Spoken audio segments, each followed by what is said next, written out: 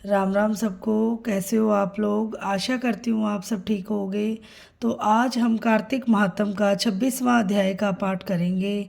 और वीडियो को पूरा देखें, चैनल को सब्सक्राइब लाइक ज़रूर करें। जो भी चैनल पे नए हैं वो सब्सक्राइब करे बिना ना जाएं। आपके लाइक सब्सक्राइब से बहुत मोटिवेशन मिलती है। तो चलो हम 26वां अध्याय प्रारंभ करते हैं। देवगणों के ऐसे वचन सुनकर धर्मदत्त ने कहा, सब मनुष्य भगवान विष्णु की प्रसन्नता के लिए विधिवत आराधना, यज्ञ, दान, व्रत, तीर्थ तथा तप आदि करते हैं, किंतु ऐसा कोई सरल उपाय बताओ जिसके करने से इन सब का फल प्राप्त हो। तब गणों ने कहा, हे द्विज श्रेष्ठ, आपका प्रश्न बड़ा श्रेष्ठ है। हम आपको भगवान विष्णु को शीघ्र प्रसन्न करने का उपाय बताते हैं। हम इतिहास सहित प्राचीन वृत्तांत सुनाते हैं, सावधानी से सुनो। प्राचीन काल में कागचीपुरी में चोल नामक चक्रवर्ती राजा राज्य करता था। उसी के नाम से उसके देश का नाम भी चोल देश ही प्रसिद्ध था।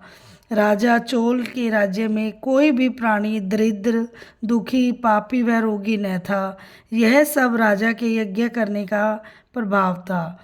ताम्रपाणी नदी के दोनों किनारों पर सोने के यज्ञ स्तंभ सुशोभित थे। हे द्विजेश्वर, एक दिन वह राजा भगवान विष्णु के पास गया। भगवान उस समय शेष शैया पर योग निद्रावश सो रहे थे।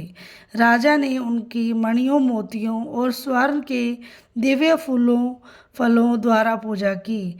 वह साष्टांग प्रणाम करके भगवान के चरणों के पास ही बैठ गया।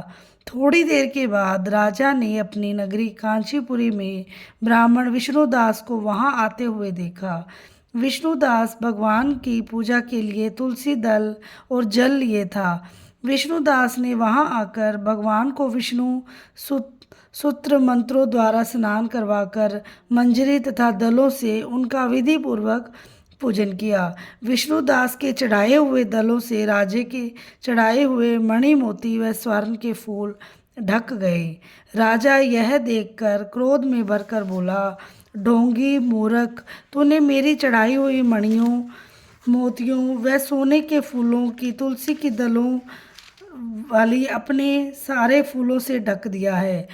तू भला भक्ति करना क्या जाने, क्योंकि तूने मेरे किए विचित्र श्रृंगार को बिगाड़ दिया है। राजा की बात सुनकर विष्णुदास को भी क्रोध चढ़ गया और वह राजा के गौरव को तुच्छ समझकर कहने लगा, हे राजन, तुम भक्ति करना नहीं जानते, तुमको अपने धन का घमंड है। बताओ, आज से पहले तुमने भगवान के कितने व्रत किए हैं? देवगण ने कहा। ब्राह्मण के ऐसे वचन सुनकर राजा ने घमंड में हंसकर कहा, हे विप्र, भगवान की भक्ति के अभिमान से यदि तू ऐसी बात कह रहा है तो मैं पूछता हूँ, तेरे जैसे भिखमंगे ब्राह्मण में भगवान की भक्ति ही कितनी है? क्योंकि तुमने आज तक भगवान की प्रसन्नता के लिए कुछ नहीं किया, न तो कोई मंदिर बनवाया है, और तू भला किस प्रकार की भक्ति का जैसे कि तुम कर रहे हो क्या गर्व कर सकते हो? यहाँ जितने भी ब्राह्मण बैठे हैं, मेरी बात को ध्यानपूर्वक सुने और देखें कि भगवान विष्णु के दर्शन मुझे होते हैं या कि उसे। इसके बाद दोनों की भक्ति के संबंध में आप लोग जान लेंगे। देवगणों के ऐसा कहा कि ऐसा कहकर राजा अपने महल में चला गया और वहां जाकर उसने अपने पुरोहित मुदगल को आचार्य बनाकर विष्णु यज्ञ आरंभ किया। उसने उस यज्ञ में अनेक ऋषि महर्षियों को बुलाया, उनको बहुत सारा अनाज और नकदी आदि दक्षिणा दी। उधर विष्णुदास भी अपने मंदिर में ही रहकर भगवान की प्रसन्नता के लिए व्रत करने लगा।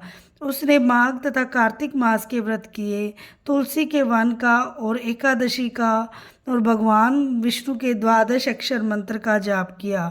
वह भगवान को प्रसन्न करने के लिए गीत गाता रहा, वह नृत्य करता रहा, नित्य प्रति व्रत करता था, भूमि पर सोता, हर समय भगवान को प्रसन्न करने के लिए माघ तथा कार्तिक के व्रत भी किए और उन व्रतों के नियमों का पालन भी किया और उद्यापन भी किया।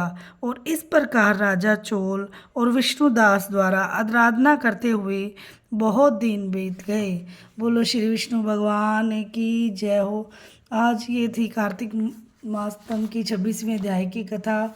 और आशा करती हूँ आपको मेरी कथा पसंद आई होगी, और कोई भी गलती हो गई हो तो मुझे क्षमा करना।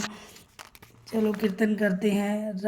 श्रीमन नारायण नारायण नारायण भजमन नारायण नारायण नारायण विष्णु नारायण नारायण नारायण जपमन नारायण नारायण नारायण लक्ष्मी नारायण नारायण नारायण जपमन नारायण नारायण नारायण विष्णु नारायण नारायण नारायण लक्ष्मी नारायण नारायण नारायण। वीडियो को लाइक, चैनल को सब्सक्राइब और शेयर ज़रूर करें। जय श्री श्याम, राधे राधे।